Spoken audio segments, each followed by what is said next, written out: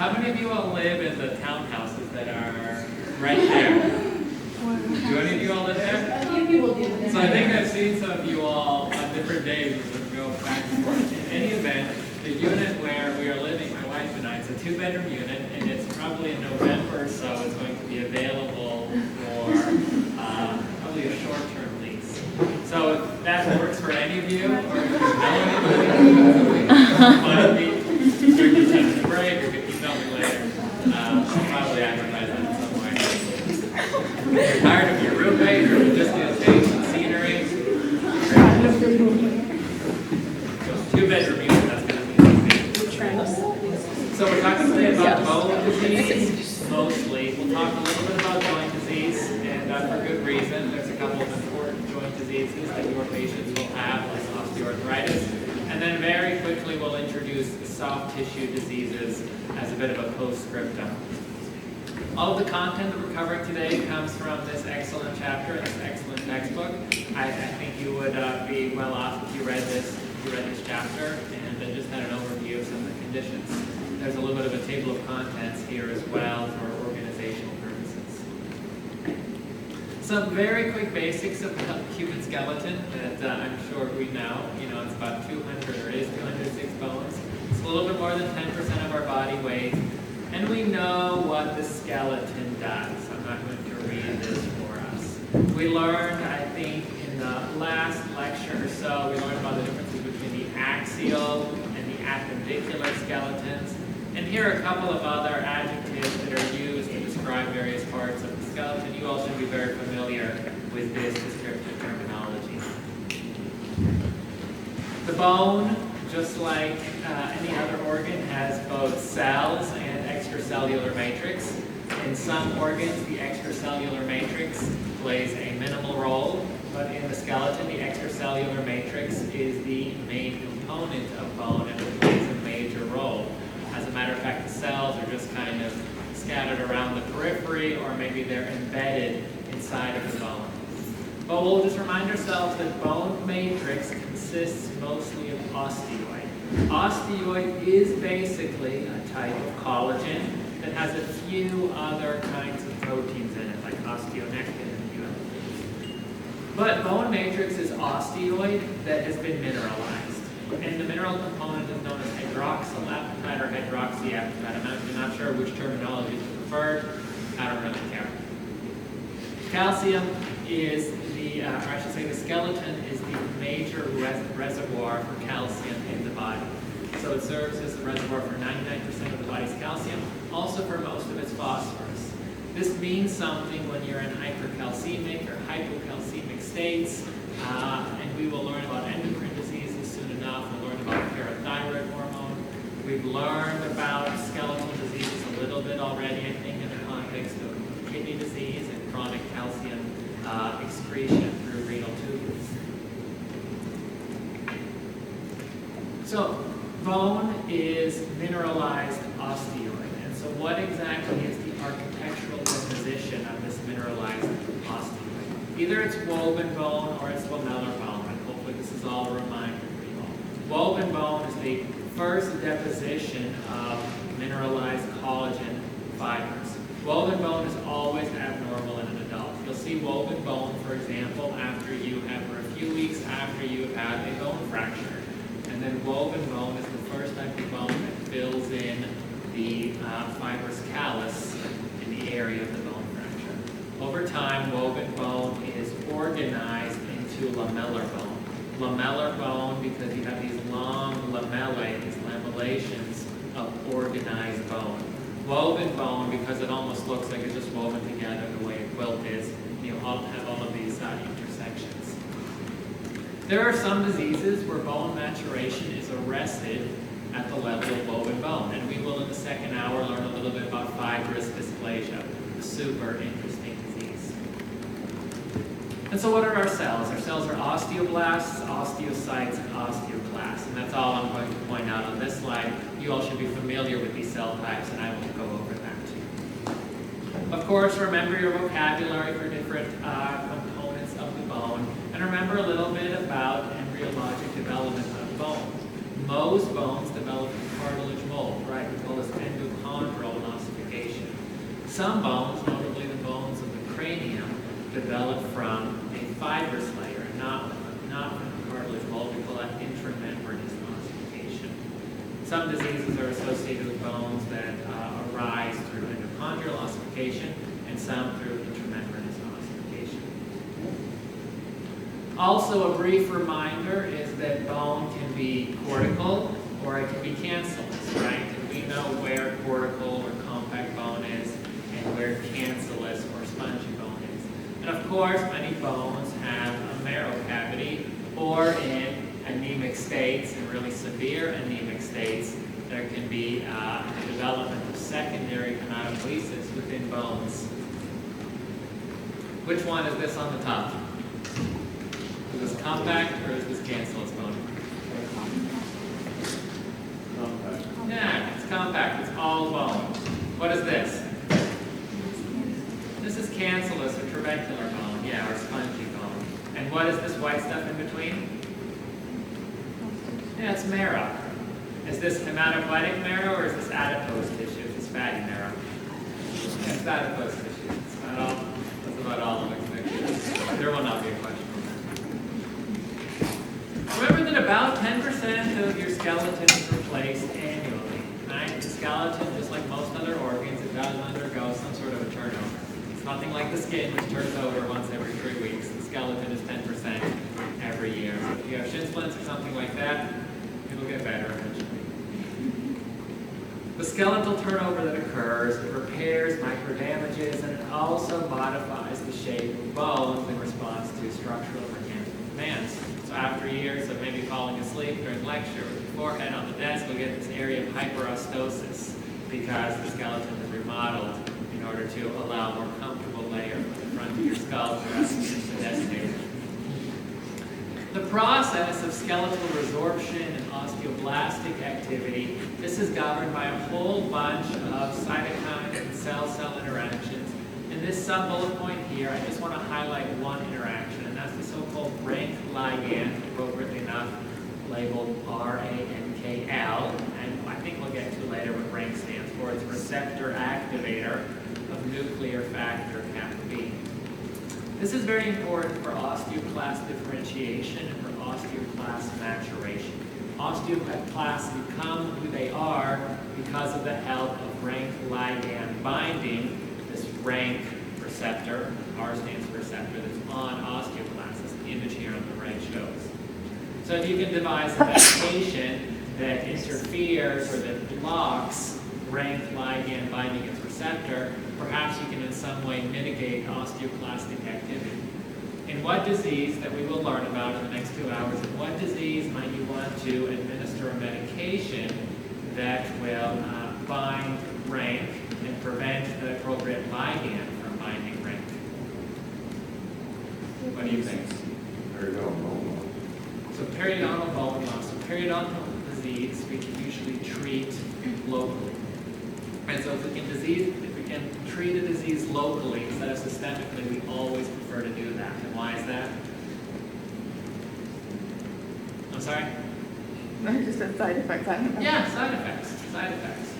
And so certainly periodontal disease is characterized by bone loss. But what might be another disease, a systemic process that's characterized by bone loss that you might want to prescribe a rank ligand inhibitor? Yeah, osteoporosis or osteopenia. Okay, very complicated picture for if you're having trouble falling asleep. I just want to make a couple points here. The first is that peak bone mass is achieved in early adulthood, and that's shortly after growth cessation. So this will be more or less our age range. And then beginning in the 4th decade, resorption exceeds formation. There's a steady decline in skeletal mass. This is why so many people in their middle ages and elderly, that's why they're doing a little bit of resistance exercise to try to keep up skeletal integrity. Okay, with that quick overview behind us of things that we've talked about already, let's dive into a variety of conditions. First, sort of few diseases we'll talk about are developmental disorders of bone and cartilage for that matter. These are usually genetic conditions. These are traits, phenotypic traits that have been inherited from one parent or another. They usually come to clinical attention very soon because some sort of a problem in your skeleton will very These developmental disorders are typically split into dysostoses and dysplasias. The difference being a localized developmental disorder, like a missing digit or a supernumerary digit, or a global disorder that affects multiple parts of the skeleton. I think last time we saw each other, the time before, we thought through the word dysplasia. And here again is another reminder that the word dysplasia has two different meanings that may be not as clinically motivated. In one clinical context, when we say dysplasia, we're specifically referring to a precursor lesion to squamous cell carcinoma. And in another context, in today's context, for example, when we use the word dysplasia, we are talking about developmental disorders that have nothing to do with precancer. And so one such disorder that we learned about as first years in our histology course, we had those 2 lectures, each with like 450 diseases. One disease that we learned about was cleidocranial dysplasia. So cleidocranial dysplasia is not a precancerous condition. It's not a precursor lesion to squamous cell carcinoma. It's a skeletal dysplasia. It's a skeletal dysplasia. Perhaps you can remember that there are defective or entirely absent clavicles, hence cleido. And then there are also skeletal abnormalities in other areas, namely cranial bones. So there can be patent fontanelles, delayed closure of cranial sutures, wormian bones. I'll show a picture of that on the next slide. And then also lots and lots and lots of teeth. Many, many supernumerary. Cleidocranial dysplasia is a genetic disorder of defective RUNX2 or mutated RUNX2. And this gene has an important role for bone development, cartilage development, and I think it has some role in tooth development as well. It must have some role because individuals with mutations in this gene have lots and lots and lots of teeth. This is like the only picture in the history of humankind that I'm aware of an individual with cleidocranial dysplasia. It's the only individual who've ever had this disease, but for whatever reason, this is extremely emphasized in didactic courses and in exams and tests that have material. So cleidocranial dysplasia here is a young lady, a very young lady who can almost entirely approximate her shoulders, right? She has no clavicles. And then here are these so-called wormian bones. These are kind of reactive or compensatory formation of bones in an area where the sutures never came together. And so a little ball kind of just formed in between as a compensatory mechanism. The most common cause of dwarfism is something that's known as achondroplasia. This is a developmental disorder. I don't know this actor's name, but we've all seen this actor in very many movies. Does anybody know this person's name? Peter English? English? Okay. We can do a Google search and let us know. But he has achondroplasia, as a skeletal feature show. Individuals who have achondroplasia have a trunk of normal length. If you kind of look at his truncal region, it's more or less appropriate. But they have proximal extremities that are short. Remember, proximal extremities, endochondral ossification, or intermembrane ossification. Or endochondral ossification. So if you have achondroplasia, if you have a genetic mutation you inherited that inhibits endochondral growth, you will have problems with bony development of some parts of your skeleton and not of others. The main parts, of course, being the proximal extremities. The head can be slightly enlarged, although I think that's more relative than it is absolute. And these individuals will have a bulging forehead that they'll want to cover with their hair, as well as a depression at the root of their nose. Individuals who have achondroplasia have no lifespan changes, no changes in intelligence levels or reproductive status. It's simply in terms of their physical stature that there is a change in the clinical phenotype. And so here's Snow White in the 7 achondroplasts, whatever it's called. Another very interesting developmental disorder of bone is something that's known as osteogenesis imperfecta. So the name of this condition, osteogenesis imperfecta, should get you trending in the right direction about what this disease is. This is a genetic disorder that's caused by imperfect or abnormal generation of bone, osteogenesis imperfecta. So we've learned about a couple of conditions so far, and what we're realizing we haven't figured this out already, is that genetic disorder, I should say developmental disorders, are typically genetic disorders, and usually they are problems that arise from a defect in a certain gene. So achondroplasia is characterized by FGFR3 mutations, and cleidocranial dysplasia has its own RUNX2 gene mutations. Osteogenesis imperfecta is a genetic disorder of collagen. So in a couple of slides, we'll get to collagen and that triple helix, and I will point out the main gene that is responsible for collagen production. Mutations in that gene result in osteogenesis imperfecta, and that kind of makes sense because collagen is critical for bone development. And maybe if you're really sort of geeking out, you can think if you have problems with collagen, you might have problems elsewhere in your body and not just in the skeleton. But osteogenesis imperfecta is a genetic disease of defective type 1 collagen.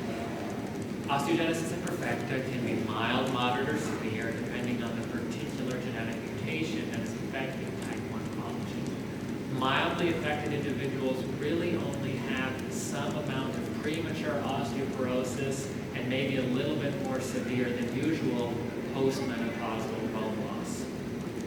Individuals with severe disease have multiple fractures, even in the absence of any substantial trauma. Individuals with the most severe forms, they will die in the perinatal period. Their skeleton cannot survive delivery through the vaginal canal. It's too traumatic. Many bones break, including bones that are responsible for integrity of the central nervous system and bones that are responsible for breathing. I shouldn't say responsible for breathing, the bones that exert a protective effect over the lungs. Osteogenesis imperfecta is the most common inherited connective tissue disorder, inherited, so lupus is not inherited. This isn't really a clinically relevant piece of information, but if you're on a date and you're really trying to impress somebody, pull that one out. So osteogenesis imperfecta is a genetic disorder of collagen. Really quickly, let's remember that collagen is the most abundant protein in our bodies. It's the main structural protein, not only of bones and cartilage, but also a few other areas, tendons and ligaments. So maybe some individuals will have extremely flexible joints, skin. So maybe some individuals will have fragile skin, blood vessels. It forms the sheath, or the mesh sheath around the blood vessel. Collagen does, for some blood vessels at least. So maybe there's abnormalities in bleeding. And dentin, so maybe there's some funky teeth. There are 15 or at least 15 types of collagen in the human body, maybe closer to 20. The vast majority of collagen that is in our body functionally is type 1 collagen. Type 1 collagen, as you remember from our college or high school days or Dr. Candler days, it is a triple helix comprised of 2 alpha-1 chains and 1 alpha-2 chain. So the people who named the genes that are responsible for these 3 proteins, or I should say 2 proteins, are appropriately enough named collagen 1A1 and collagen 1A2. So one gene is responsible for producing 2 of the 3 protein chains, shall we say, and then the other gene is responsible for breaking out this 3rd chain. If you have genetic mutations in one of these genes, you're going to have some sort of defective, abortive, abnormal, poorly functional type 1 collagen, and then problems in many components of the human body. The fundamental problem is too little bone and skeletal bones that are too fragile. And so there can be an increased risk of fracture, either excessively frequent fractures or atypical fractures in the absence of what is typically a sufficient amount of force to create a fracture. Short stature from repeated fractures during early skeletal development that simply result in arrested bone development. Scoliosis, and then we know what scoliosis is. Spine. Scoliosis is when your back leans forward. A variety of basic skull deformities that can even compress nerve foramina. And these wormian bones, these sort of compensatory bones that will show up in areas where they are never supposed to show up. But remember, type 1 collagen can show up in other places. And the list that I wrote out in the previous slide specifically referred to areas, or specifically was written out to remind us of areas where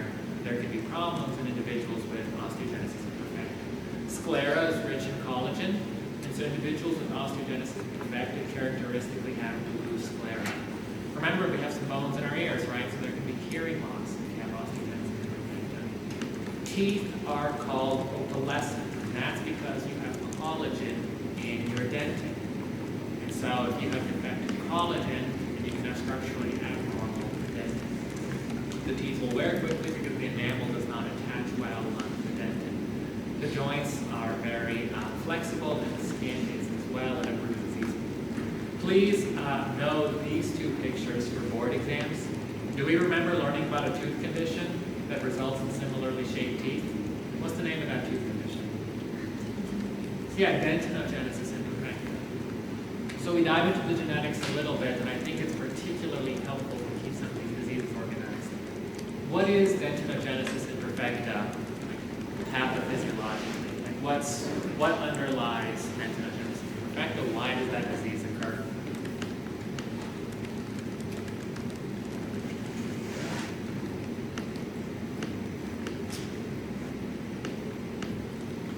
So the clinical presentation is somewhat similar, right? It's teeth that are blue or opalescent and very fragile. But dentinogenesis imperfecta is a genetic disorder of a gene that plays a critical role for the development of dentin.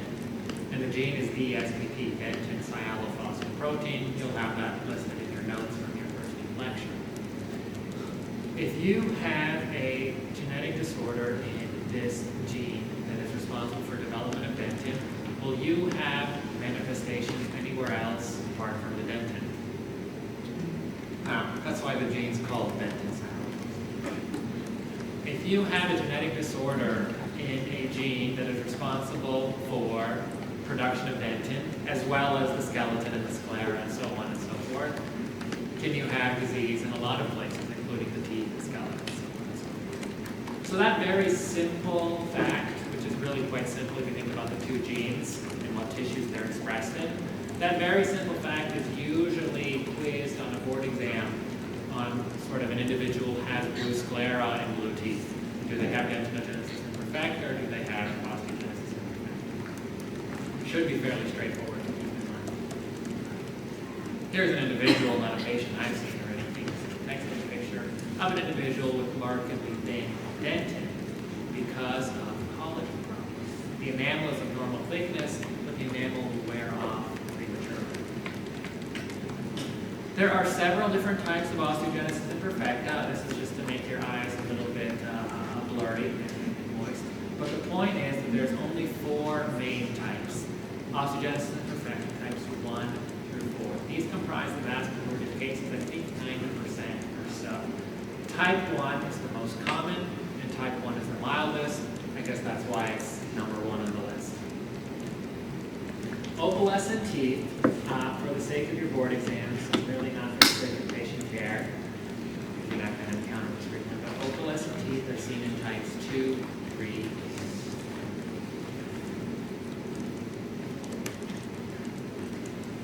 So osteogenesis imperfecta can be something of a segue into a variety of disorders that are characterized by too little bone or too much bone.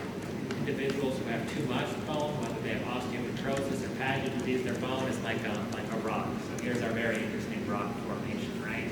Here's Chris Rock, and here's the Rock. What's this guy's name? I forget now. That is Chris Rock. I'm sorry, Chris Rock, Kid Rock, right? Kid Rock, Chris Rock. Okay, here's your rock formation. So, disorders of too much bone and bone that is as firm as. So let us dive into osteopenia and osteoporosis. We've already invented a medication to treat these patients. We thought if there is a medication that in some way arrests osteoclast function, can we use this to treat osteopenia and osteoporosis? And absolutely, we'll get to that in just a minute. But to provide a little bit of context, we're not just memorizing facts for an exam and not actually integrating any information here. Osteopenia and osteoporosis are measured on individuals who get a DEXA scan. So a DEXA scan or a DEXA test is a test that is used to assess one's bone mineral density. And so a sort of a relative score anywhere from -1 or -1 to +1 is considered normal. Individuals with a DEXA scan have a bone mineral density that is anywhere between 1 to 2.5 standard deviations below what is the mean average, or the mean peak bone mineral density in young adults. These are individuals who have osteopenia. So the mean peak bone mineral density, for example, in our range. If you are between 1 and 2.5 standard deviations below that, you have osteopenia. Osteoporosis is when you have, when you're at least 2.5 standard deviations below mean peak bone mineral density. The reason why we have this number 2.5 is because individuals who have DEXA scores of at least 2.5 standard deviations below are individuals who are at a sufficiently severe enough risk to fracture their bones. So an individual who falls and breaks their hip, it's usually the broken hip that results in the fall. It's not the fall that causes the broken hip. An individual has osteoporosis and the hip is no longer even able to support the weight of the body, especially if they lean on one leg, for example, and then the bone breaks and then they fall. So it's not like they fell and then they broke the bone, although that can certainly occur too. If you fall and you have osteoporosis, you can break your bone. So how does this condition arise? How do we get to the point of sufficiently weak bone, elderly age, that we are at risk of fracture? So the most important thing is age-related bone loss. We've already talked about skeletal resorption exceeds skeletal building up, shall we say, or skeletal deposition after the third decade. And we know that when we see elderly, middle-aged people doing these resistance exercises with weights and dumbbells in order to preserve some amount of skeletal integrity. The other main, I would say, cause or contributor to osteoporosis and osteopenia are hormonal influences. The reason why osteoporosis is classically associated with a postmenopausal setting, the reason why osteoporosis occurs in females more frequently than it occurs in males, is because estrogen deficiency increases both bone resorption and bone formation, but it increases bone resorption more than it increases bone formation. And so individuals such as postmenopausal ladies who are estrogen deficient, they are at an increased risk of osteoporosis. I have some percentages here just to help you all get a general idea as to how frequent and just how common this condition is in postmenopausal. Reduced physical activity, we talked about that a couple times, and calcium nutritional states during growing. Do we know any diseases that are characterized by calcium nutritional states?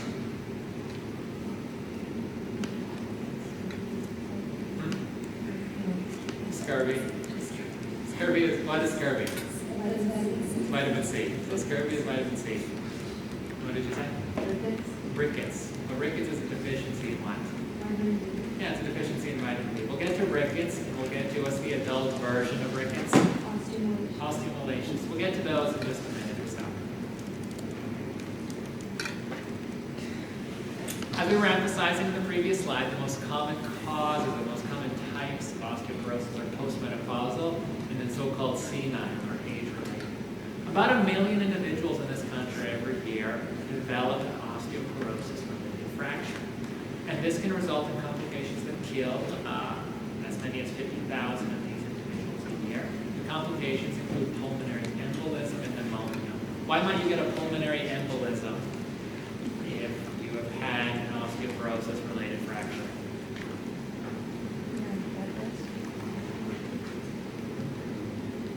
Any ideas?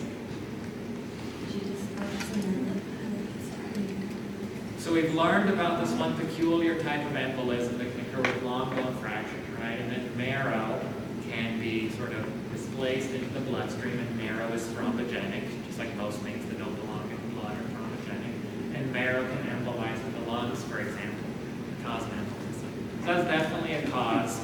Let us think of a more common cause.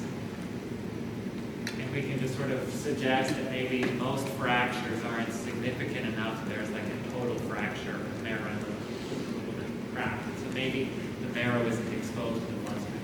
What might be a more common cause for pulmonary embolism? And we have until 1 o'clock, so we can be as dynamic and interactive as possible. So if you are,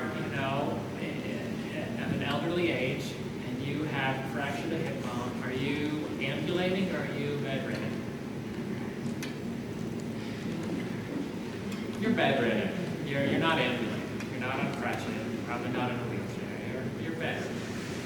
And if you are lying horizontally, shall we say, flat on a bed, do you think that your blood flow might be a little bit impacted? It might be. Does abnormal blood flow predispose to thrombus formation? Yes. So where in the legs might we develop a blood clot? It might embolize the lungs. Yeah, so one of the deep veins of the legs, right? And so this is what we mean by pulmonary embolism. And pneumonia, right? If you're bedridden, if you have osteoporosis, if you have reached an age where you qualify for having osteoporosis, you've probably also reached an age where you are eligible for what other condition that's very common in the population.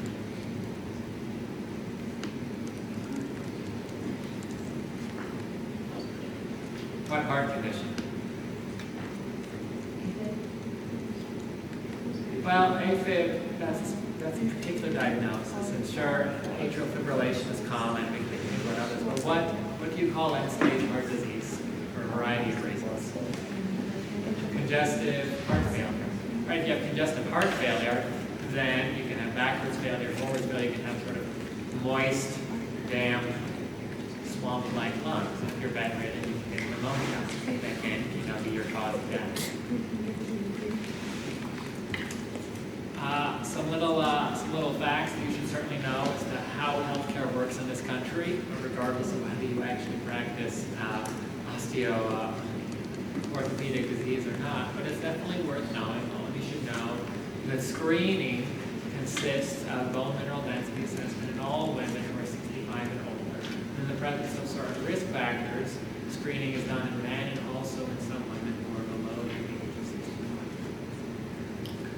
The way we manage these conditions, the way your patients who have osteoporosis and osteopenia will be managing their condition is through exercise, calcium and vitamin D supplements, and then some medications that we had thought about already. So we thought about denosumab, actually, even though we didn't know the name denosumab.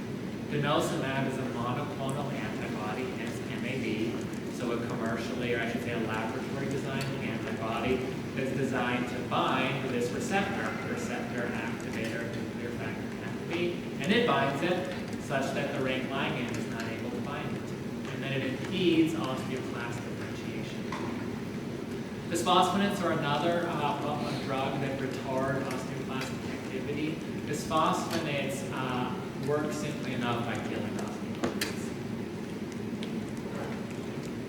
So we remembered a couple minutes ago that rickets and osteomalacia as diseases exist, right? Rickets and osteomalacia are diseases of vitamin D deficiency. And these are diseases that result in excess unmineralized matrix. That's for a few different reasons. In the setting of vitamin D deficiency, calcium is poorly absorbed from the gastrointestinal tract. It's also poorly reabsorbed from the kidney. As a result, there's elevation of PTH. Does anybody know what PTH stands for? Parathyroid hormone. PTH stands for parathyroid hormone. Is that a question I asked like 2 minutes ago? No? Good, good. Here you go, this is like a lunch break, right?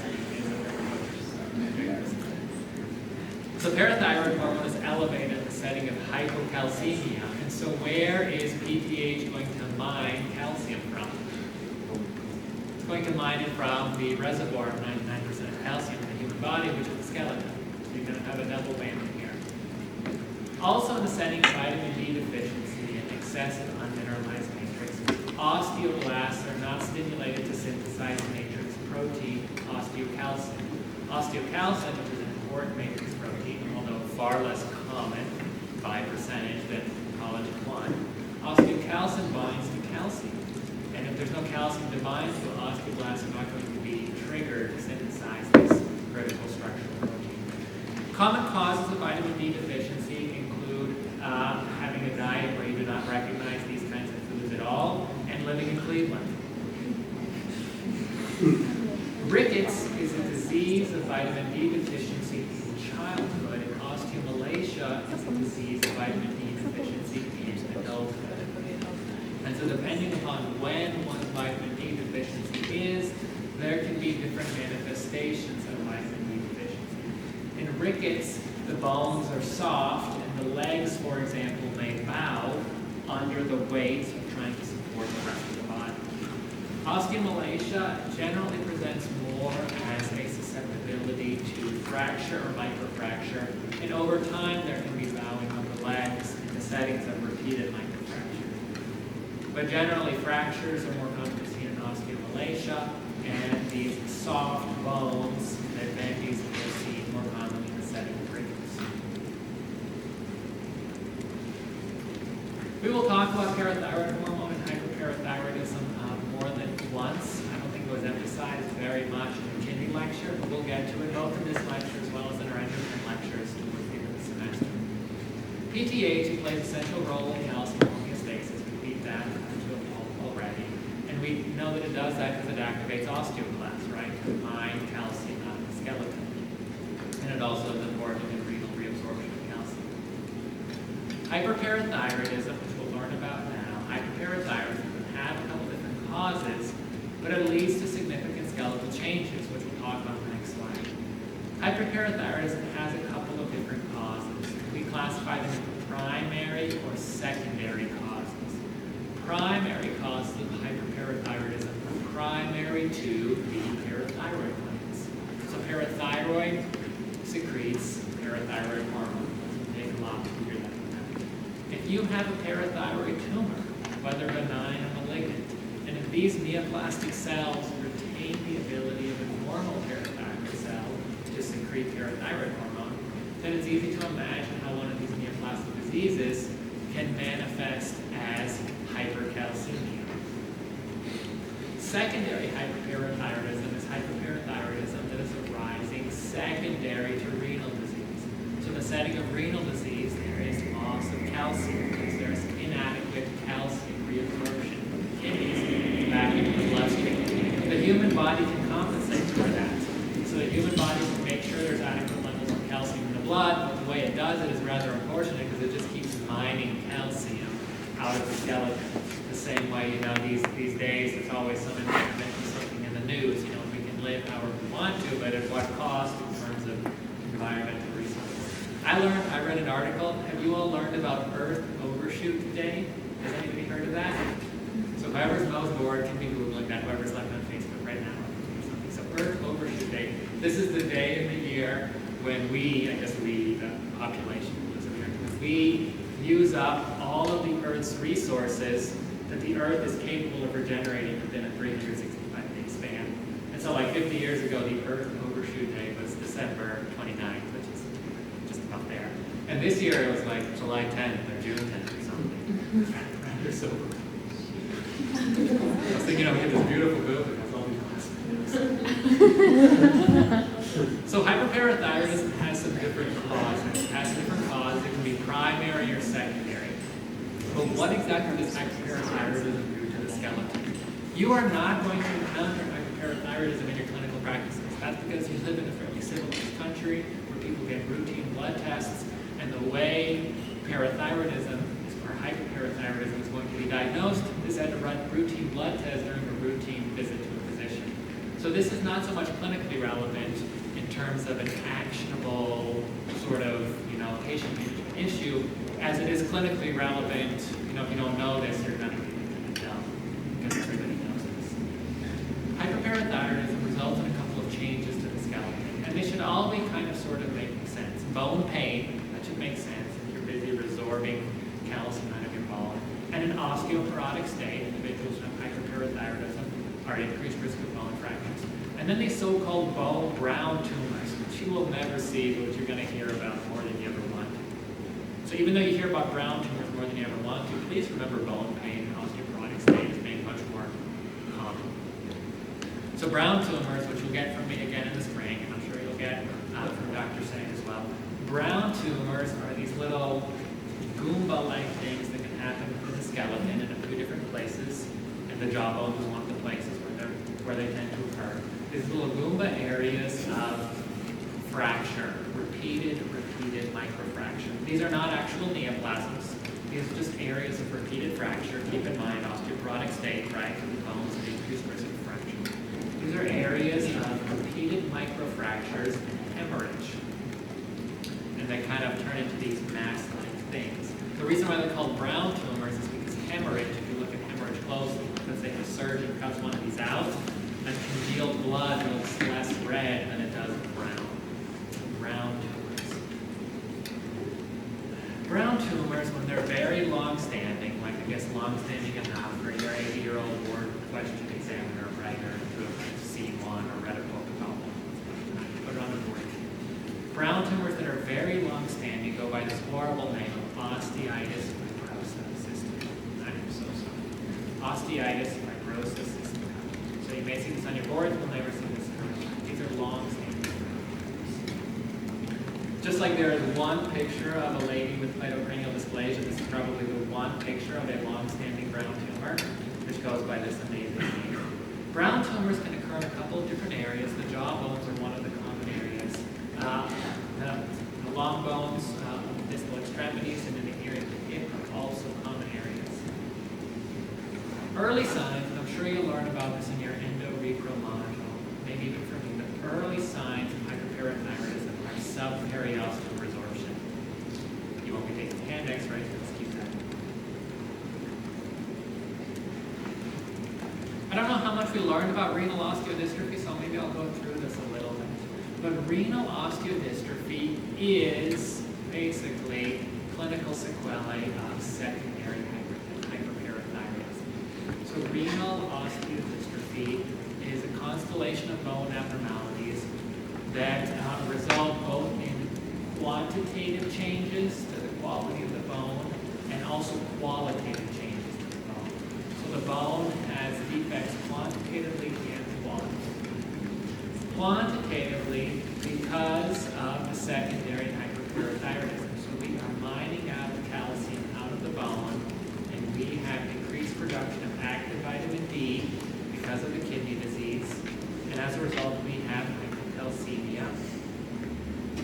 And hypocalcemia is corrected by the secondary hyperparathyroidism, but it definitely does not contribute to normal bone formation, bone mineralization. We also have bone of a poor quality, right? We learned about osteomalacia as well.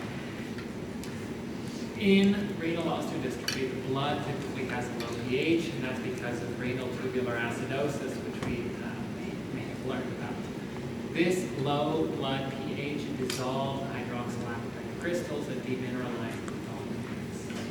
And of course, if we have decreased production of active vitamin D resulting from hypocalcemia, we're going to have qualitative problems with the bone in terms of the degree of mineralization, in addition to the fact that there are quantitative defects and inability and sometimes to produce bone.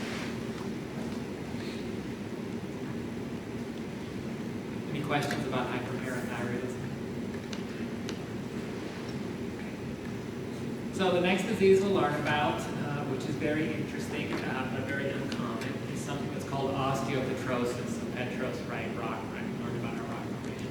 So osteopetrosis is a very, very rare genetic disorder. It is a genetic disorder of osteoclasts. So we learned about a genetic disorder of type 1 collagen. We learned about a genetic disorder of endochondrial ossification. It's funny to connect the genotype and the phenotype in some of these diseases. Osteopetrosis is a genetic disorder of osteoclasts. Osteopetrosis, being a genetic disorder of osteoclasts, it actually opens up the door for a very interesting therapeutic modality. And we've already thought about denosumab and bisphosphonates, and sure enough, these are employed. Where do osteoclasts come from? Yeah, they come from the bone marrow. They come from the hematopoietic stem cell. So what can be transplanted in an individual with osteopetrosis? Yeah, so you can actually give a bone marrow transplant to an individual who has markedly brittle bone, which is really kind of interesting to think about. But let's get back to this genetic disease of osteoporosis. You can't do a bone marrow transplant for osteoporosis because the problem isn't with the osteoclast intrinsically. The problem is with age-related changes to the skeleton and how osteoblastic and osteoclastic activity relate, and the influence of estrogen on osteoclastic and osteoblastic activity. So you can give someone new osteoclasts, but it's not going to make a difference. Osteopetrosis, on the other hand, could. Osteopetrosis, being a genetic defect of osteoclasts, is characterized by reduced bone resorption. So bone is remarkably dense. You get these so-called sandwich vertebrae, which I haven't written down, but you don't need to learn them. We have these so-called sandwich vertebrae and these other interesting findings I think we'll have on the next slide. So, changes are typically symmetric. Bone is very, very dense, but it's very, very brittle. There are widespread changes throughout the skeleton. Usually changes are symmetric. And here is a very complicated slide that just shows all of the genes that are affected and that all of the genes that play a role in turning a hematopoietic precursor cell or a stem cell into a mature osteoid. So just like a little baby lymphocyte one day becomes a plasma cell, some of these precursor cells one day become osteoclasts. We've learned about rank and rank ligand and the critical role that they play in osteoclast development. And all I'll say here is that there are many other genes that play a critical role. Osteopetrosis is genetically very diverse. I'm going to point out the single gene that is causing this condition. Just like with osteogenesis imperfecta, there can be a wide range in clinical severity. And so some individuals can be more or less asymptomatic, and some individuals will die of disease. Unifying features include a susceptibility to fracture because the bone is brittle, even though it's abnormally dense, and bone pain. There can be pancytopenia, and why might there be pancytopenia? Abnormally dense bone can just obliterate the marrow, and then you don't have marrow to produce all the formed elements of your blood. There can be cranial nerve deficits, right? Abnormally dense bone will just obliterate the cranial nerve parameter, and so you can have sensory and motor deficits. And the bone is at a particular risk of infection. We'll learn about osteomyelitis in the second hour. And this abnormally dense bone is going to be hypovascularized. So in the absence of adequate normal vasculature, there's an increased risk of some trivial septicemia or bacteremia actually seeding into the bones. And we've already thought about how, interestingly enough, a skeletal disease can be cured with a bone marrow transplant. So again, you will never see osteopetrosis in your lives. Some of you may see osteopetrosis on a board exam. And there's two things to keep in mind. Osteomyelitis occurs somewhat frequently in the jaw bones. And that's because the jaw bones, among all of the bones in the skeleton, have this thing called teeth. And the reason why you feel caries, you feel caries without, is so that you do not have a dental infection turn into a jawbone infection. In individuals who have markedly hypovascular bone, you can imagine how there can be an increased risk of osteomyelitis because the bone is hypovascular. It does not respond normally to infectious insults.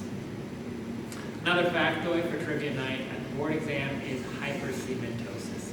Hypercementosis and osteopetrosis. No clinical relevance, will not make you a better person, will not contribute to patient care, but it will help you pass your board exam. Hypercementosis and osteopetrosis. Let's take a 10-minute break here.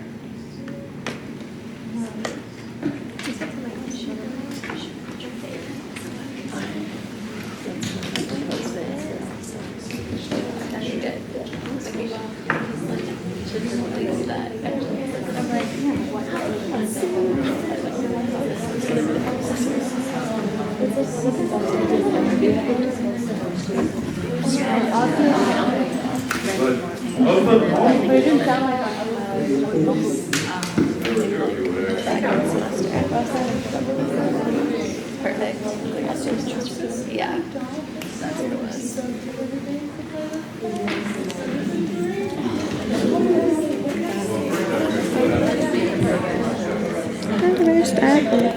Slides to go through.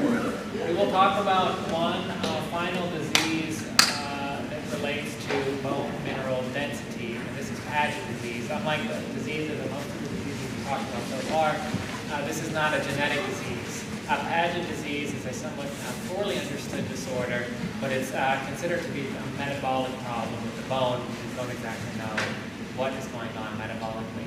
Point that I'll make here that I forgot to make at the start of the first hour is that the conditions that we'll cover in this lecture, particularly those over the next 30 or 45 minutes, these are conditions that you will spend a good amount of time on learning about in your oral radiology courses. And we'll also learn about these diseases again in the spring when we learn about head and neck diseases. And so being familiar with this lecture and actually knowing it very well It'll put you in a very good position in the spring in terms of material that you've already learned. So one of the diseases you'll get again is Paget disease, which is this poorly understood metabolic disease that is multifocal. It's characterized by one or more skeletal sites that exhibit accelerated osteoclastic activity, followed by accelerated mixture of osteoclastic and osteoblastic activity, and ultimately culminate with an accelerated osteoblastic phase, resulting in an accelerated or premature osteosclerosis. Paget disease is a disease of the middle-aged and elderly. At least 1% of the U.S. population over 40 has it. The percentages get quite a bit higher into the 70s and 80s. Paget disease is asymptomatic.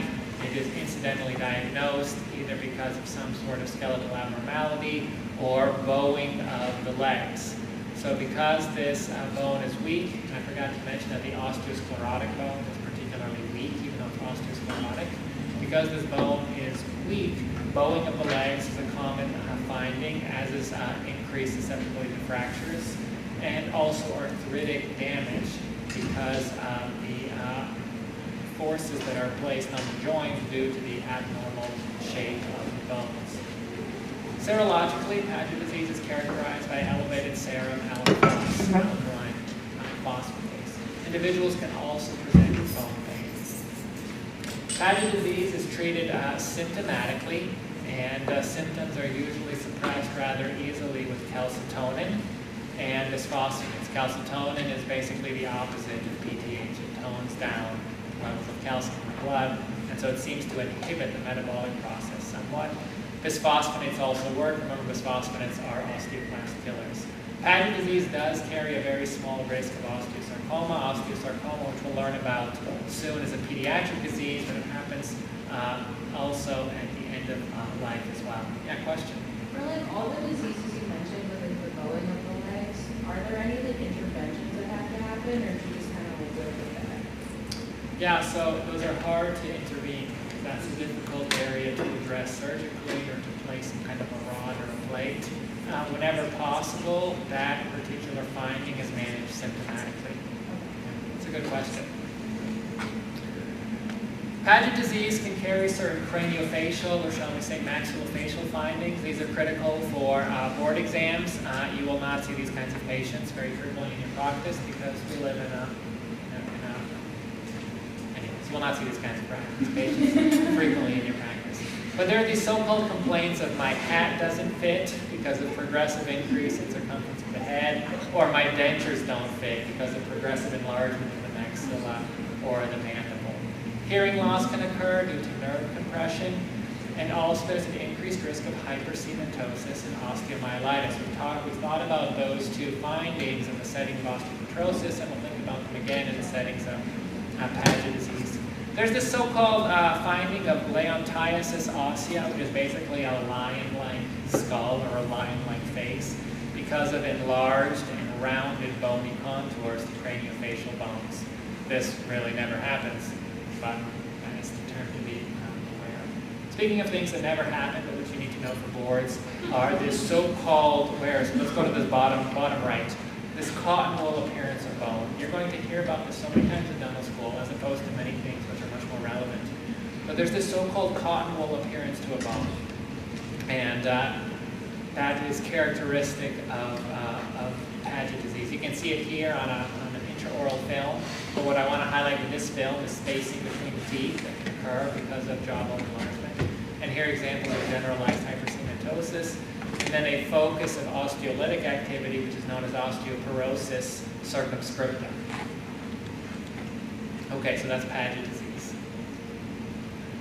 We're going to spend like 20 seconds talking about fractures, unfortunately, and I just want you all to know that there are many different types of fractures that exist. And I've listed them out here and with images, and it's worth being familiar with as we can. Of course, we all know exactly what a fracture is. And we all know that fractures heal well, right? Most of the time, a bone fracture is treated with immobilization, at least of the affected area. And that is because the bone has this tremendous ability for repair. Usually, right after a fracture occurs, a hematoma fills the gap, right? A little goomba of blood. And then the hematoma organizes into a thrombus, which then organizes into a soft tissue or a fibrous callus. And then this fibrous callus is rather quickly remodeled into bony tissue, think woven bone. And then within 6 to 8 weeks, the woven bone is converted or organized into lamellar bone and it's back to its normal size. Okay, that's fractures. The next important disease that we're going to learn about is something that's known as osteonecrosis, which is exactly what it sounds like. It's infarction or necrosis of the bone in the marrow space.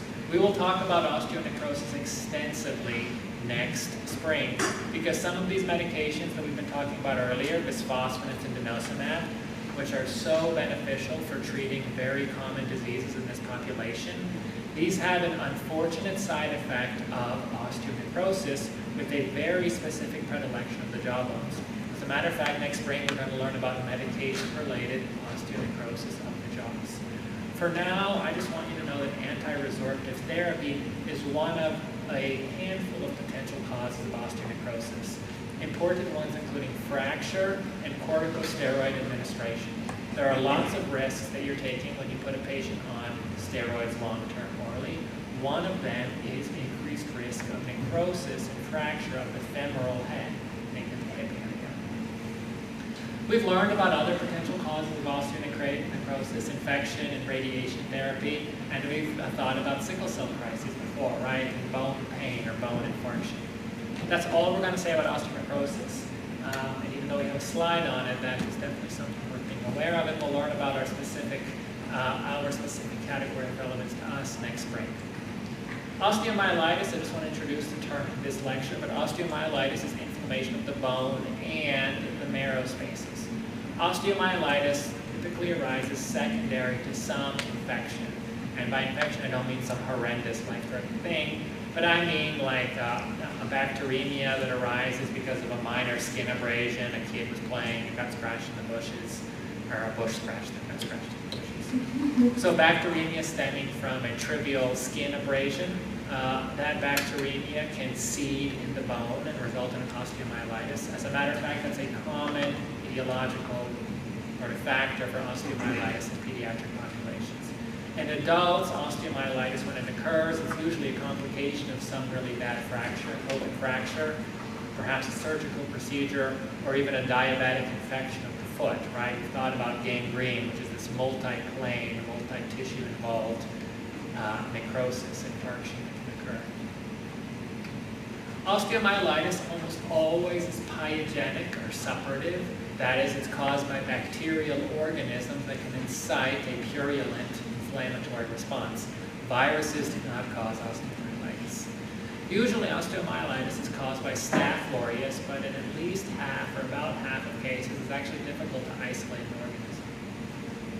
The clinical course of osteomyelitis is not good. There's throbbing pain, there's sinus tract formation, there can even be constitutional signs and symptoms. And radiology will show this rather destructive so-called moth-eaten radiolucency. Moth-eaten, that's by no means specific to osteomyelitis, that's just the descriptor that you'll hear time and time again from Dr. Sayed.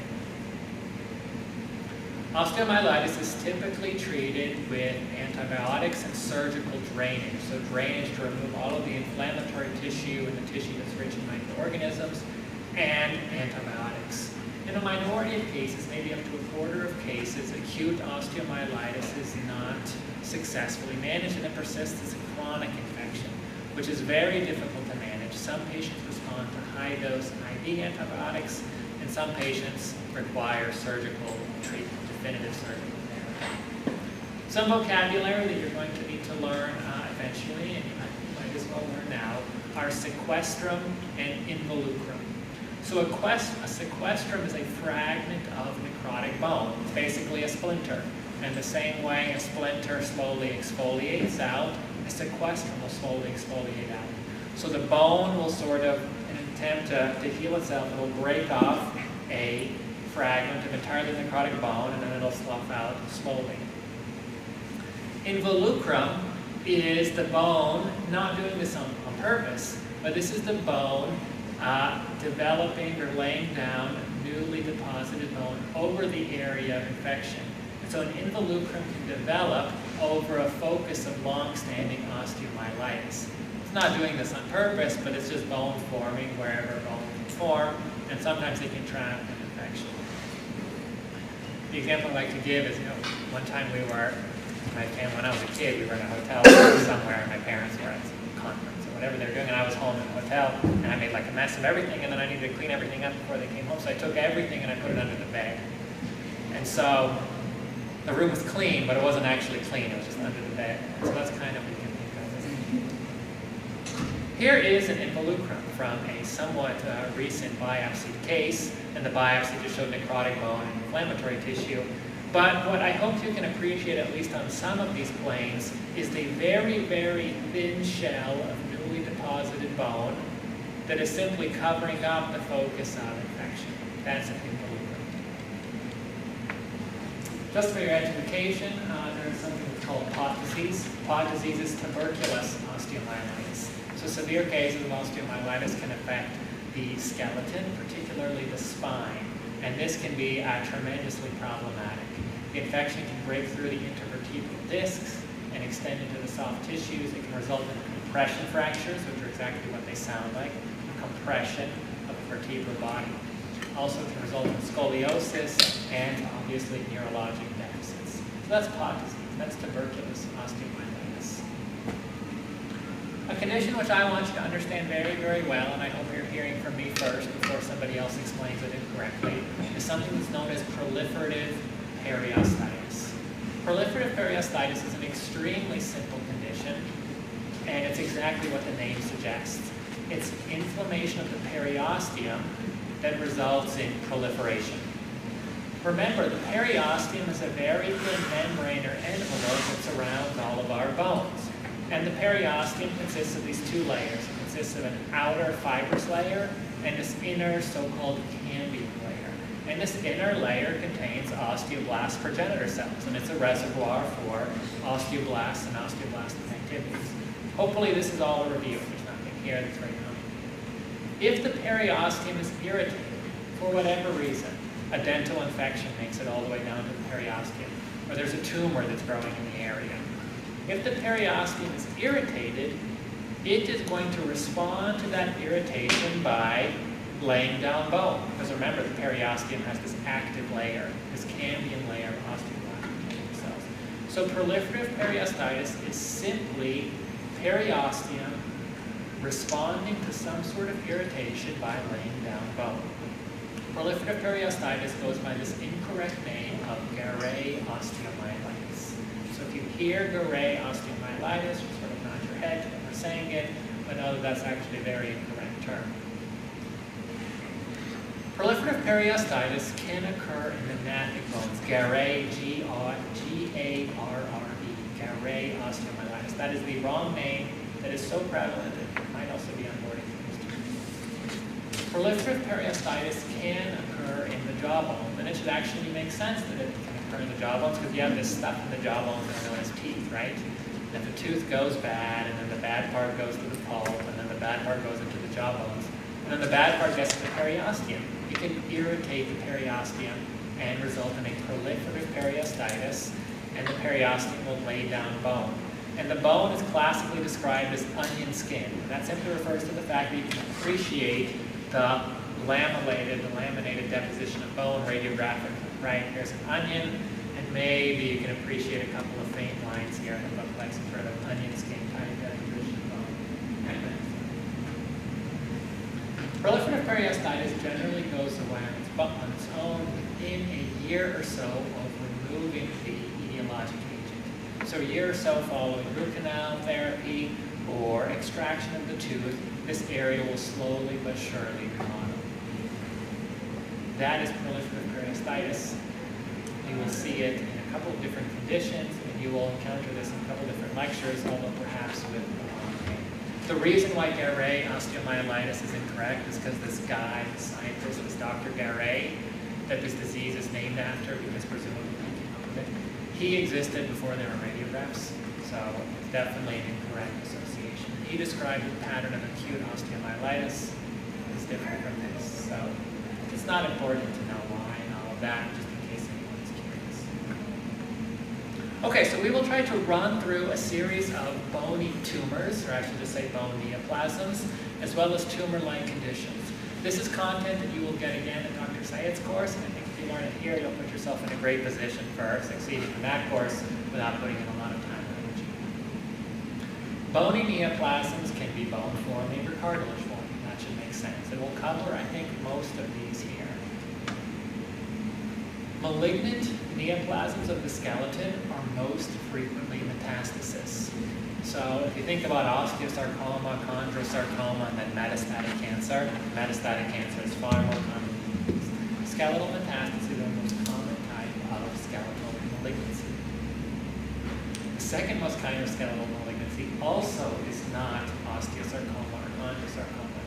It's one of the whole many categories of leukemias and lymphomas that make up the category of hematolymphoid cancers. Yeah.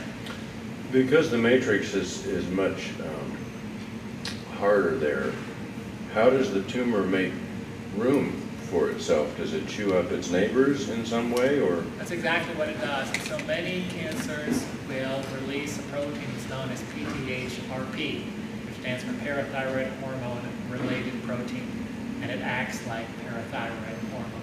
Okay. Yeah. An individual who has widely metastatic cancer, what can be elevated metabolically?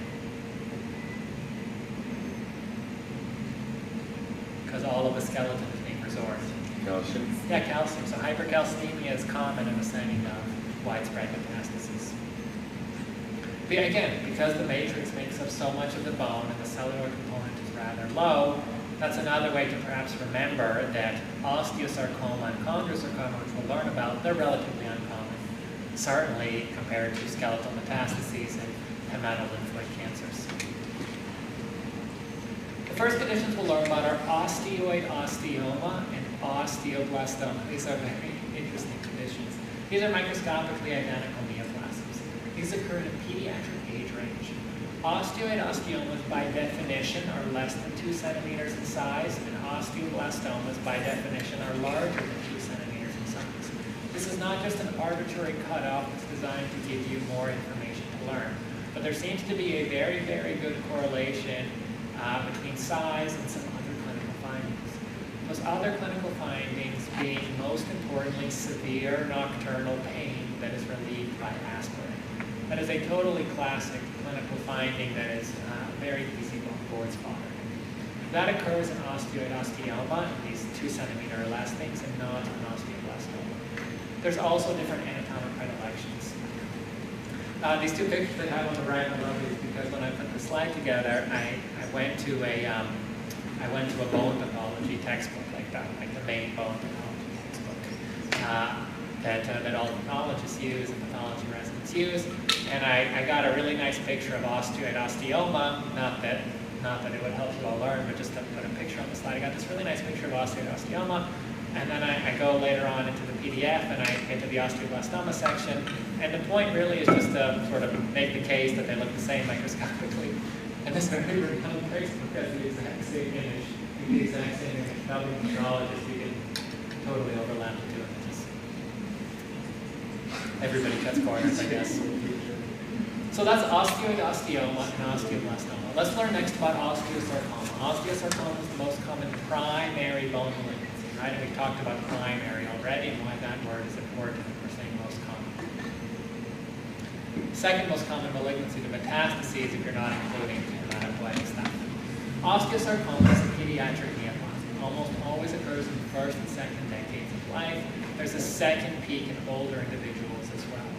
Osteosarcoma, which we'll learn about in the jaw bones in the spring, osteosarcoma occurs most frequently in the area of the knee. Craniofacial bones are also one of the more commonly affected sites.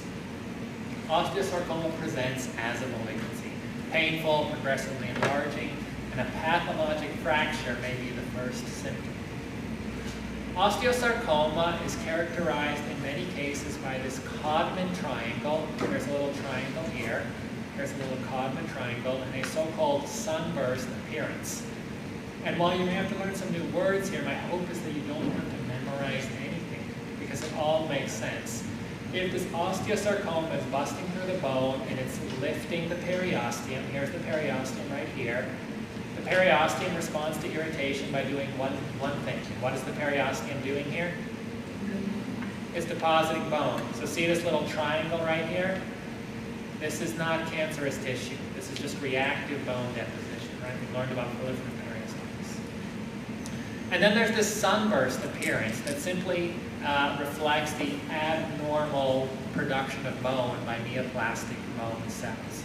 And it's given this sunburst name because I guess it looks like the sun. Osteosarcoma, historically, very, very lethal disease. Very, very lethal disease. Even if adequate surgical control was achieved by resection, many patients would die shortly thereafter. And that is because almost all patients would have subclinical metastatic disease at the time of surgery. What does subclinical metastatic disease mean? It doesn't show on tests yet? Yeah, so the tumor's already, cancer's already metastasized, but it's just not large enough to be detected by imaging.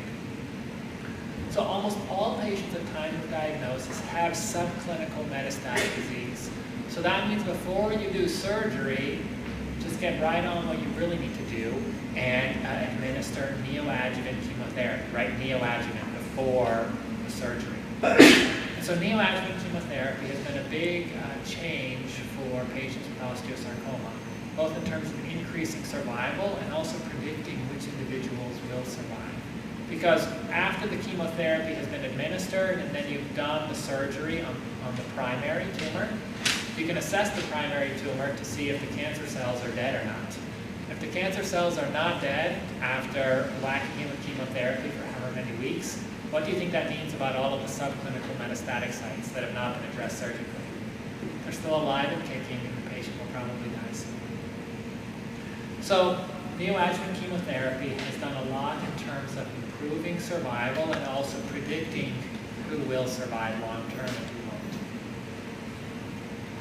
Benign tumor, which we'll learn about next, which does not occur in the jaw bones, is something that is known as osteochondroma. Osteochondroma occurs in bones that are characterized by endochondral ossification. Osteochondroma is exactly what it sounds like. It's a benign tumor that has cartilage and bone in it. Osteochondroma is notable for being the most common benign tumor. It usually presents in adolescents and young adults. It's slow growing, asymptomatic, and it's not treated if it's not necessary. If it's symptomatic, it can be treated. And that's because these rarely progress to malignancy. They almost always arise near the growth plate and very near to the metastasis. So that's osteochondroma, the most common skeletal bone tumor. We'll quickly learn about chondromas, and I don't think we're going to learn about osteomas, because osteomas occur almost exclusively in the head and neck, so we'll learn about osteomas next spring. But chondromas are benign tumors of cartilage. Lots and lots of words here. A couple of points I want to make is that chondromas really occur only where they can occur, and those are in bones that are characterized by endochondral ossification. Chondromas can occur within the bone, like in this hand X-ray here, and we call those enchondromas, or they can occur on top of the bone, shall we say, right beneath the periosteum. And this is an excised perichondroma, periosteochondroma. Here you can see this is cartilage, this is bone, and here's a little bit of periosteum. This is what it looks like surgically, and this is what it looks like under the microscope. The point being on top of the bone, inside of the bone. Chondromas have something of a non-specific clinical presentation. There is a predilection for the small bones of the hands and the feet. These usually have limited growth potential with very rare transformation to chondrosarcoma. So they're managed by observation or curettage if necessary. There are a couple of syndromes that I hope you don't need to know for boards. They're called Ollier disease and Maffucci syndrome. These are characterized by multiple enchondromas. Some of them are also, one of these syndromes is also characterized by multiple vascular neoplasms, and there is an increased risk of chondrosarcoma. So what can we learn about chondrosarcoma? Question? So the only difference between osteochondroma and chondroma is involvement of bone. Both are benign. So both are benign, and biologically, one neoplasm has bone and cartilage, and one only has cartilage. There are some other differences. Chondromas typically occur between age 20 and 50. Osteochondromas usually occur in young children and adolescents. And also there are differences anatomically in terms of where they arise. So an osteochondroma, we showed a picture of a little exophytic protuberant stalk, and that's typically not the clinical presentation of a chondroma. So there's a few different features. Chondrosarcoma, which we'll learn about next, I think a good way to learn about chondrosarcs is in terms of a compare and contrast with osteosarcoma. Chondrosarcomas are about half as common as osteosarcomas, so not particularly common. Chondrosarcomas are not pediatric neoplasms. They occur in the middle-aged and the elderly, although they have a similarly malignant presentation. Chondrosarcomas do not respond well to chemotherapy, which means don't waste your time with chemotherapy. Chondrosarcomas are treated surgically. Low or intermediate grade tumors, which comprise the vast majority of chondrosarcomas, are, I should say, easily cured by surgical therapy. High-grade chondrosarcomas are rare. You can imagine how those might be resistant to cure because of the presence of metastatic disease that does not respond to chemotherapy. But chondrosarcoma is treated by surgery. There's no need for neoadjuvant chemotherapy. And most chondrosarcomas are low-grade. Most osteosarcomas are not low-grade. Most patients with osteosarcoma die and are not given chemotherapy. I do want to introduce you all to a sarcoma that is called Ewing sarcoma. This is a very aggressive pediatric bone malignancy with no differentiation. What do I mean by no differentiation? What does that mean?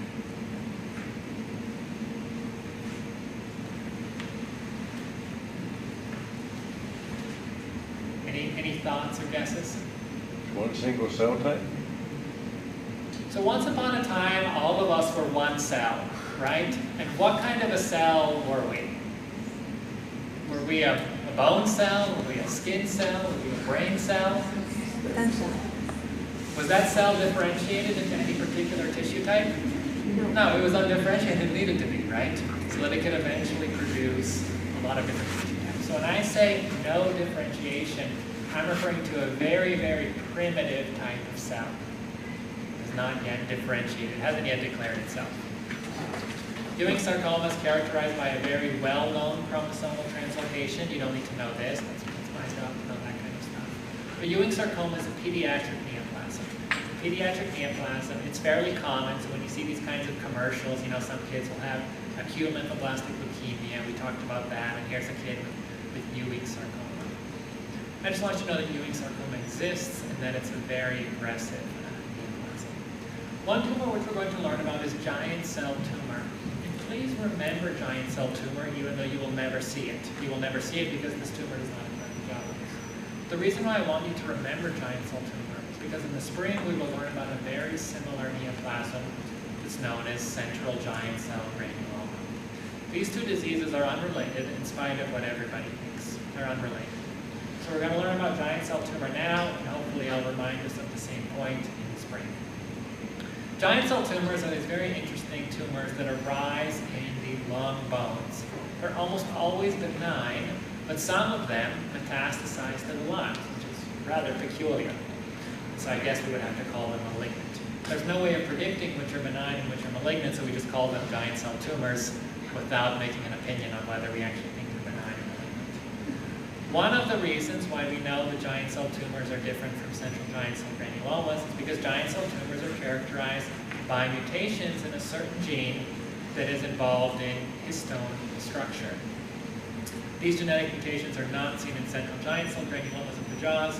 There's a good chance that your people who write board exam questions don't know what genes are.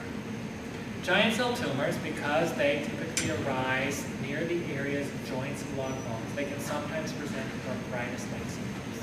They're typically treated easily enough by curettage. So giant cell tumor is this very interesting tumor that's characterized by lots and lots of multinucleated giant cells. And it's different from this disease that we'll learn about next spring, multinuclear central giant cell granuloma. Another neoplasm that we'll learn about is the aneurysmal bone cyst. Even though it's called aneurysmal bone cyst, it's a neoplasm. This is a neoplasm that's characterized, and if you were a surgeon and you took one of these out, it would be characterized by multiple spaces that are blood-filled. So that's why it's probably mislabeled and mistermed cyst. Aneurysmal because these frequently exhibit eccentric and aggressive growth. So remember we've learned about a blood vessel that has an aneurysm, and so now we have an aneurysmal bone cyst. So you can maybe guess something about the clinical presentation of these. Aneurysmal bone cysts occur in the first and second decades. They typically occur in the long bones in the vertebral column. They do not typically occur in the head and neck. That said, you will learn all about these in your radiology course, but just keep in mind that they do not typically occur in the head and neck. You all will not probably be seeing these. These are somewhat aggressive and require aggressive surgical treatment. One more common condition that occurs in the skeleton is fibrous cortical defect. So osteochondroma is a common condition that occurs in the skeleton but doesn't occur in the jaw bones. Fibrous cortical defect is a common condition that occurs in the skeleton but doesn't occur in the jaw bones. It's exactly what it sounds like. It's a fibrous defect, so it presents as a radiolucency that affects the cortical bones. It occurs in a lot of children. Probably a handful of us had fibrous cortical defects growing up, and they were never diagnosed because they're entirely asymptomatic, and we don't go to the doctor every year for skeletal x-rays. So fibrous cortical defects are surprisingly common conditions that arise eccentrically in the metaphysis, either of the distal femur or the proximal tibia. When these are identified on imaging, let's say the kid went in because they have an osteosarcoma and they had the long bones x-ray, when they are identified, they have a very characteristic appearance radiographically. So there's no need to go in for treatment of these. Usually these spontaneously resolve on their own over several years, although that's not always the case. Okay, a condition which we're going to spend less time on than I'd like to, which is very interesting, is one that's called fibrous dysplasia. And I can take heart knowing you learn about fibrous dysplasia from me again in the spring, and also from Dr. Sang. Fibrous dysplasia is a skeletal dysplasia. And I pulled it out of the beginning of the lecture and put it here because it presents as these tumor-like masses. Fibrous dysplasia is a genetic disease of woven bone that does not turn into lamellar bone. So you have multifocal areas in the skeleton where woven bone does not progress or mature into lamellar bone. Fibrous dysplasia occurs at a young age, and it presents as multifocal disease of woven bone. Usually it occurs in the first, second, and third decades as these asymptomatic bony swellings or deformities. The swellings can present as deformities if the swellings occur in a weight-bearing portion of the skeleton, the femur, and this is a so-called shepherd's crook deformity. It's not going to result in deformity if it occurs in the jawbone, but it may be painful if it occurs in the jawbone. Fibrous dysplasia foci, these areas of abnormal woven bone, this usually arrests by the early 20s. And then over the next 2 or 3 decades, 2 decades, the areas will resolve on their own. So fibrous dysplasia presents in the first and second decades of life, and then it slowly goes away for the next couple of decades. Fibrous dysplasia is an interesting disease because it can present clinically in different ways. It can affect one or more bones, and it can also affect the skeleton and the endocrine systems. So we have monostotic fibrous dysplasia, which is the majority of cases, polyostotic fibrous dysplasia, and then McCune-Albright syndrome. You will not see McCune-Albright syndrome clinically, but know it, just like everybody who studies healthcare knows McCune-Albright syndrome. McCune-Albright syndrome is characterized by multifocal involvement of the skeleton, as well as skin pigmentation and certain endocrinopathies.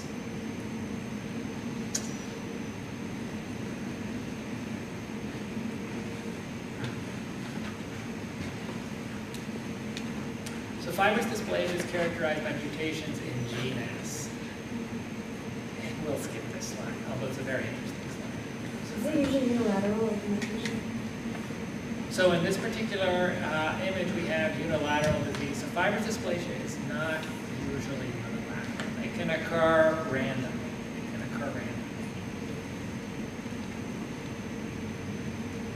Fibrous dysplasia is suspected sometimes clinically, and then it can be diagnosed radiographically, not on two-dimensional imaging, but on three-dimensional imaging.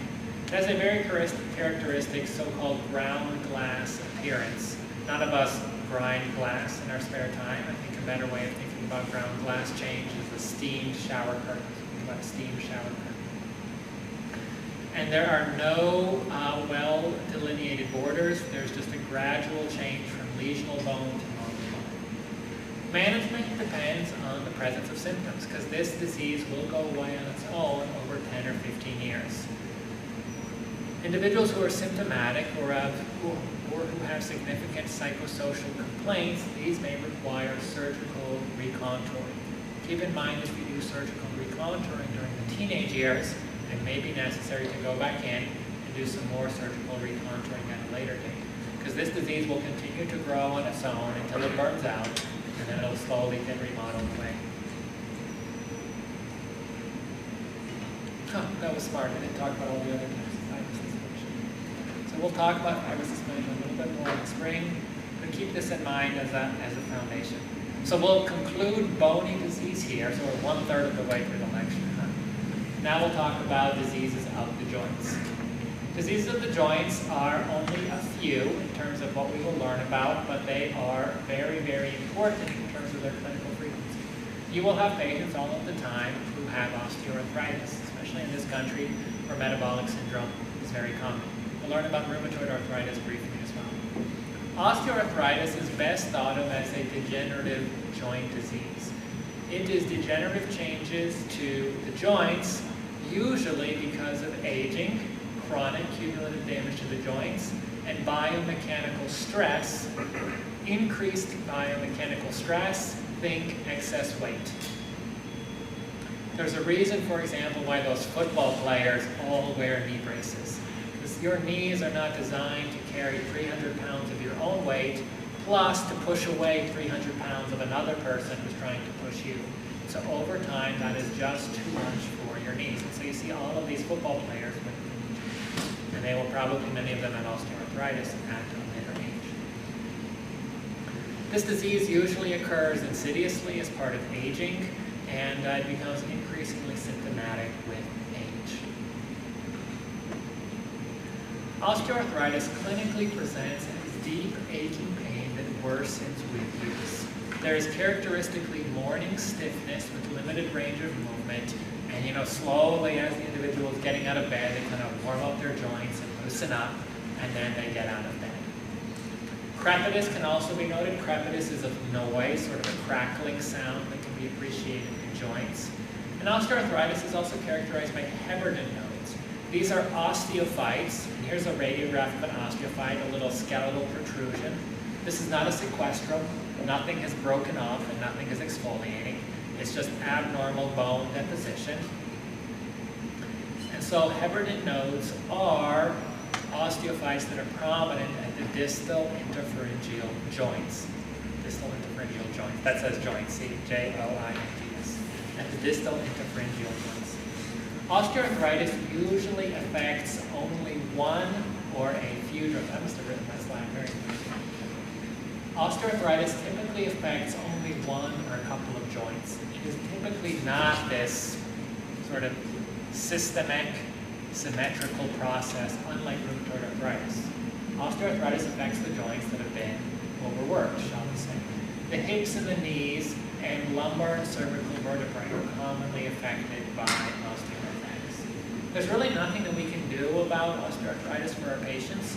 And so your patients who have osteoarthritis, they will just be taking pain relievers, NSAIDs most frequently. And of course, activity modification can be helpful. And some patients will benefit from surgical therapy. Rheumatoid arthritis is an autoimmune disease. It is a somewhat deforming and crippling autoimmune disease. So remember, please remember, when your patient tells you that they have arthritis, that's not good enough. There's a follow-up question. Do they have osteoarthritis or arthritis? Rheumatoid arthritis is an autoimmune disorder, autoimmune disease. It's characterized by abnormal cytokine signaling, including tumor necrosis factor. I've taken the time to mention this one simply because there's a drug that targets tumor necrosis factor. that patients on rheumatoid arthritis, that patients with rheumatoid arthritis are on. About 1% of the population has rheumatoid arthritis, and that is common. If you see more than 100 patients in your life, you will have patients with rheumatoid arthritis. Like most autoimmune disorders, there's a female predilection. And RA usually presents in the second, third, and fourth decades and then persists over life. Rheumatoid arthritis can result in crippling destruction of articular cartilage and ultimately ankylosis of the joints. You don't get ankylosis with osteoarthritis. Signs of deformity include a so-called ulnar deviation of the fingers and a radial deviation of the wrists. You can have these different kinds of deformities to the fingers. I don't think you need to know this for board exams, although I think that this is rather interesting and worth knowing just for general education. Rheumatoid arthritis is sometimes accompanied by prodromal constitutional signs and symptoms, and I suppose that's because it's an immune-mediated disease. Rheumatoid arthritis also presents symmetrically. That's another difference from osteoarthritis. Symmetric involvement, and it begins in the small joints of the hands and the feet. These are also somewhat stiff in the morning or following an activity, but they will characteristically be a little bit warm or swollen.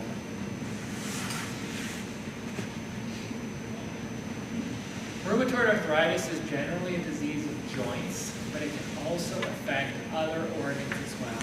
And I want to point out only two things in this slide. The first being that up to a quarter of individuals can develop rheumatoid nodules. And there are these interesting granulomatous proliferations that can occur in the skin. This usually happens in individuals with severe disease. Why? I'm not particularly sure. Some individuals with severe disease will also develop vasculitis. Rheumatoid arthritis being an autoimmune disease, there's a particular autoantibody that can be detected in many patients. Patients serologically will have elevated anti-citrulline peptides. This is very specific for the disease, but it's not particularly sensitive. You can have rheumatoid arthritis and have elevated rheumatoid factor. Rheumatoid factor is the opposite. It's very sensitive for the disease, but it's not very specific. Individuals can have lupus or even Sjogren's syndrome and have no rheumatoid arthritis, but have elevated rheumatoid factor. I guess it's called rheumatoid because it's most frequently seen, statistically speaking, in rheumatoid arthritis. Rheumatoid factor is a very interesting autoantibody. Usually when we think of an autoantibody, we think of it targeting some structural component of the body, like a particular protein in the skin, or some other thing somewhere. Rheumatoid factor is an autoantibody. Here's an IgM pentamer. Here's an IgG monomer. It is an autoantibody that recognizes the heavy chain of other antibodies. That's kind of unfortunate. But that's rheumatoid factor, in case you haven't learned that yet in your immunology courses. We treat patients with rheumatoid arthritis, or I should say that our patients who have rheumatoid arthritis will be treated either with immune suppression, so corticosteroids or methotrexate, or more frequently with some kind of a cytokine antagonist, something like a tumor necrosis factor antagonist like Remicade, Humira, Enbrel. You see commercials for these things on TV, and this is why, because TNF plays a critical role in the pathogenesis of rheumatoid arthritis. So there are some structural differences between the two diseases in terms of, in addition to clinical differences as well. Rheumatoid arthritis is characterized by ankylosis, bony ankylosis, and fibrous ankylosis. Osteoarthritis is characterized more by degenerative changes to the cartilage, and you can get these bony spurs. Remember we saw a picture of an osteophyte, and clinically how this presented as a Heberty node, and also as these subchondral cysts. You will learn again about osteoarthritis because it can affect the jaw joints. Think like if you chew gum all the time, and your jaw joint is going to be totally overworked by like age 50 or 60. And so there are certain findings the Dr. said will point out to you. Because these are the only two jawbone diseases, because they're the only two joint diseases or the joint arthritis we're going to talk about, I just have a long laundry list here to at least make you feel better that you're not learning about all these other ones. Okay, forgot about this disease. We'll be a little bit past 11:50. If anyone wants to leave, my feelings won't be hurt. But we're going to learn next about gout. Gout is also a somewhat common condition in the U.S. population. Gout is, I guess you can think of it as a type of arthritis, but gout is an episodic arthritis. So gout is a chronic disorder that's characterized by episodes of acute arthritic attacks. These acute arthritic attacks are characterized biologically by crystallization of monosodium urate within and around the joints. Who gets crystallization of monosodium urate within and around their joints? It is individuals who have elevated plasma levels of urate or uric acid, which is a breakdown product in the metabolism of purines, right, which are important for DNA. Why some individuals have increased uric acid production is unknown. But some individuals do, so they have hyperuricemia. It's in the context of hyperuricemia that crystallization of these uric acid crystals can occur within and around the joints. Fortunately, I guess, it takes 20 or 30 years of hyperuricemia before this really unfortunate clinical disease develops. When these crystals deposit into the joints, they trigger a robust inflammatory response, which results in all sorts of problems. But if we can stop and think for a second, why might this even happen? Individuals who have hyperuricemia do get precipitation of these crystals into joints for a couple of reasons. One is synovial fluid is a poor solvent of this chemical that plasma is. And also peripheral joints have a lower temperature. So crystallization is more likely to occur in joints. Now why it occurs so frequently in the big toe, that I actually don't know. Most cases occur in men, and that's because of associated risk factors that men are more likely to partake in. So increased abdominal adiposity, metabolic syndrome, excessive alcohol intake, and renal failure all contribute to gout development, and these are all conditions that are seen more frequently in males than women.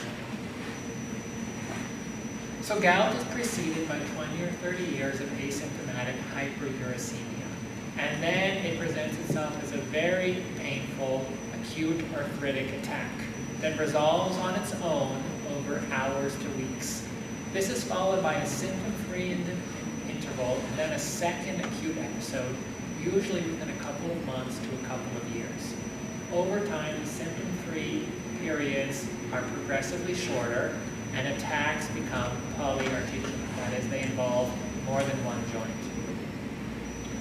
Long-standing untreated disease can present as these tophi. Tophus is Latin for stone. So we get this clinical presentation known as chronic tophaceous gout. And you get these stone-like depositions of monosodium urate crystals around the joints. These present rather interestingly radiographically because you can appreciate the uric acid deposition. And here's a biopsy. You never need to biopsy, but sadly there's one I can find for teaching purposes of the monosodium urate that is just deposited in between the joint space and the pathologies.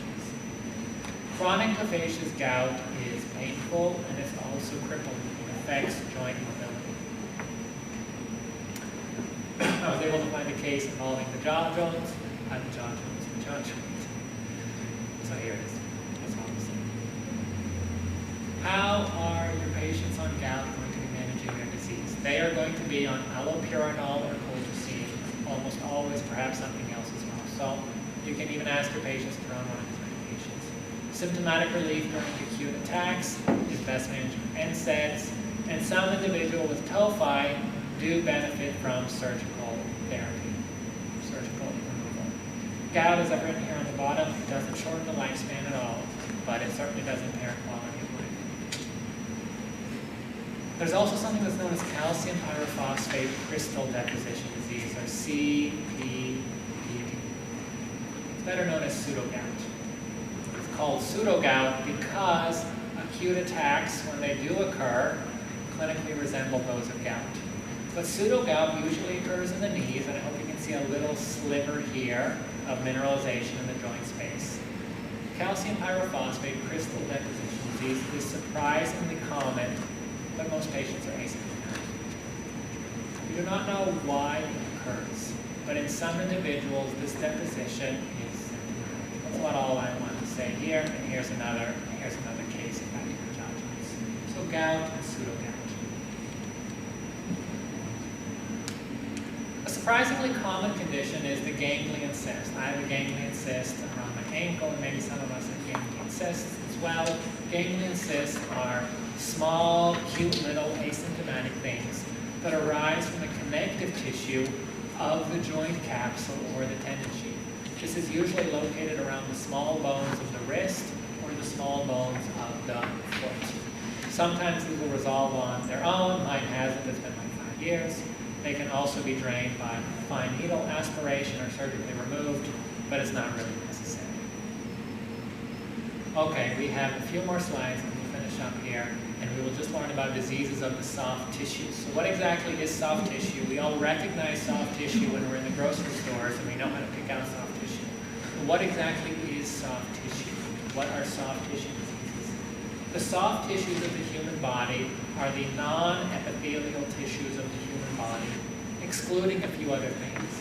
So in addition to excluding the epithelium, mucocutaneous surfaces, you also exclude the skeleton, the joints, the central nervous system, and the hematopoietic and lymphoid tissues.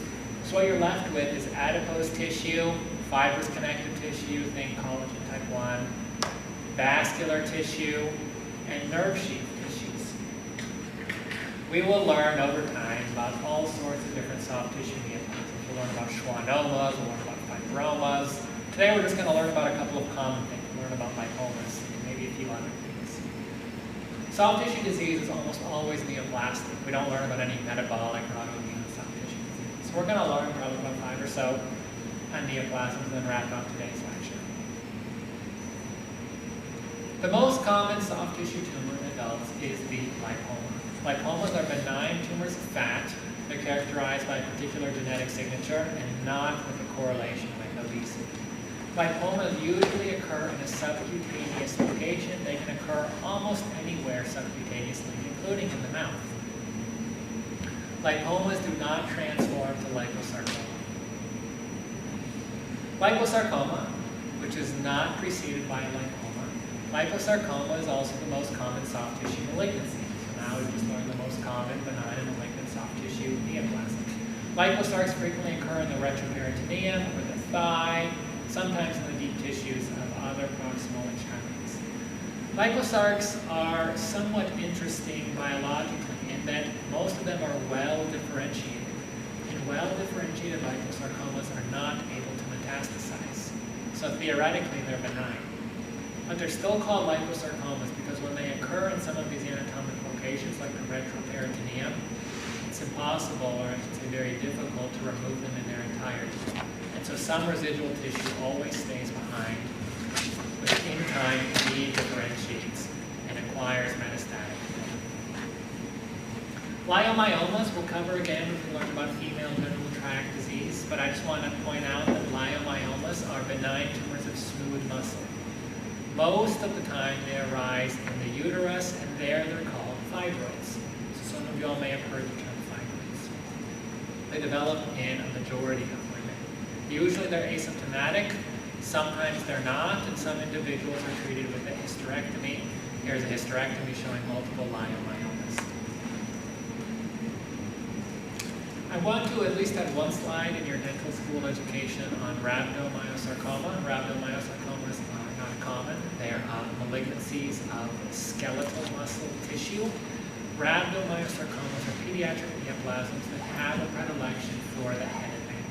So that's notable about them, and I want you all to at least know that rhabdos occur and that they have a predilection for the head and neck.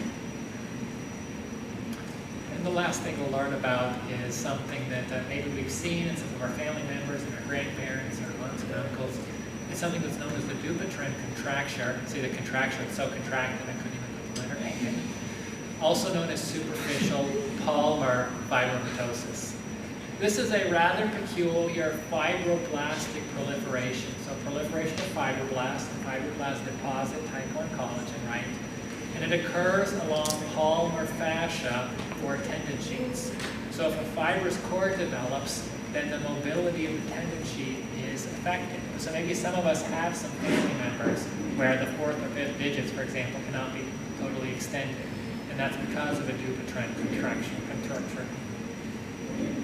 These usually occur unilaterally, but some individuals will have bilateral involvement. These can be treated surgically if the patient so desires.